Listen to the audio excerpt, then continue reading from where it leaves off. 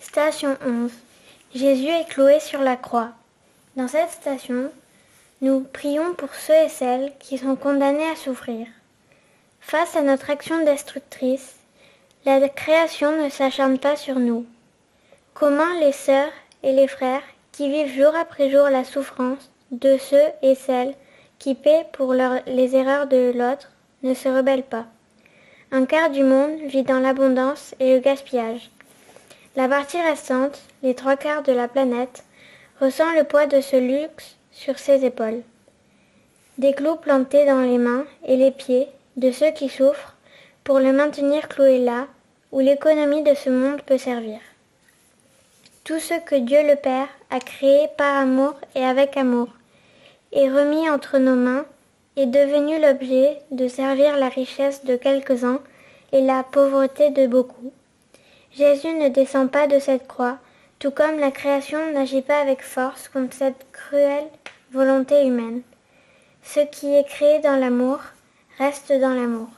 Par conséquent, il ne peut y avoir de vengeance, de haine et de ressentiment dans la création de Dieu le Père. Seigneur, par ta croix et ta résurrection, tu nous as libérés. Tu es le sauveur du monde.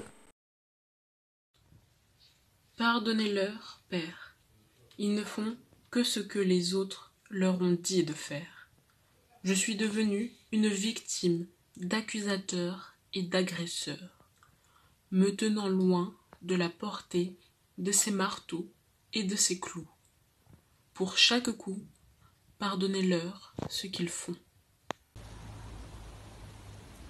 Leur pardonner.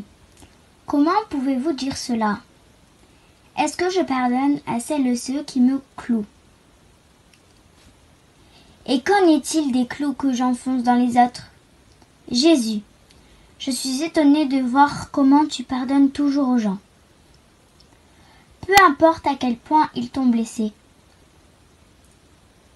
Étais-tu conscient de la douleur que tu ressentais? Bien sûr que tu l'étais. Aide-moi à choisir de ne pas clouer les autres. Et apprends ta volonté de pardonner à celles et ceux qui me clouent.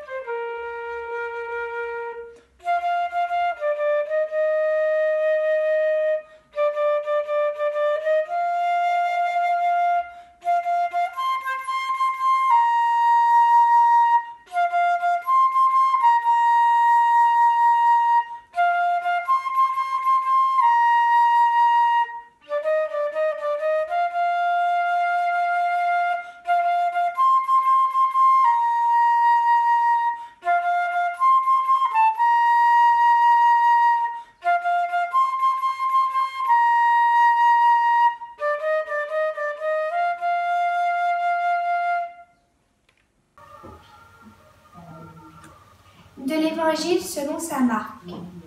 Ils conduisirent Jésus au lieu nommé Golgotha, ce qui signifie lieu du crâne.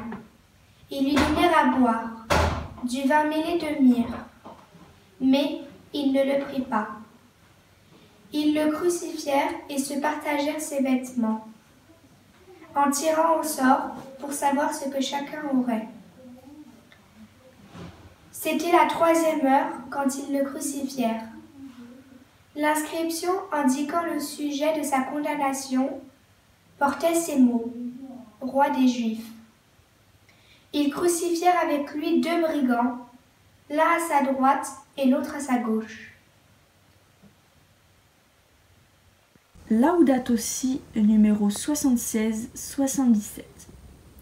Pour la tradition judéo-chrétienne, dire création, c'est signifier plus que nature, parce qu'il y a un rapport avec un projet de l'amour de Dieu dans lequel chaque créature a une valeur et une signification.